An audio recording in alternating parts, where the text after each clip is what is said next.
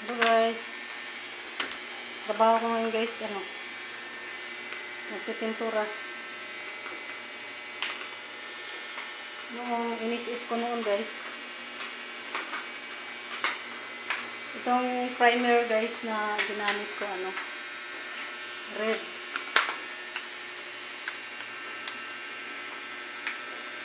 Red siya na primer. Ang finish coating nito guys, green. Ang ipagpintura ko dito.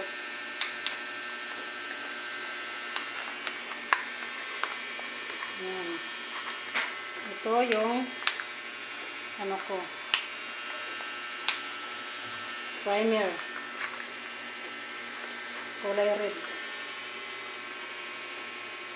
Meron ding kulay gray, pero kailangan mo pang haluan ng ang tawag doon. Merong tawag doon guys.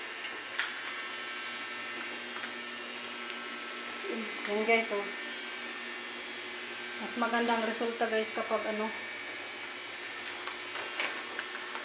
roller ang gagamitin mo. Mini roller. Yan, maganda. Kaysa brush. Ang brush guys, may guhit-guhit.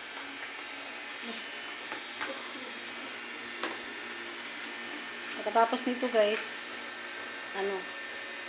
ang finish coating niya guys, kulay green. Dati siya ganito, brown. Kaso lang nasira siya kasi nagpintura yung partner ko ng wall, sinalin niya ito. Pintura ng bato, pinintura dito sa mas maganda yung kulay ng kulay brown. Ayan, nasira tuloy. Pero itong dito guys, siya, tinutuloan siya ng tubig nun dito sa sa flooring. Kaya lumubo ang dito. Lumubo ang pintura dyan noon.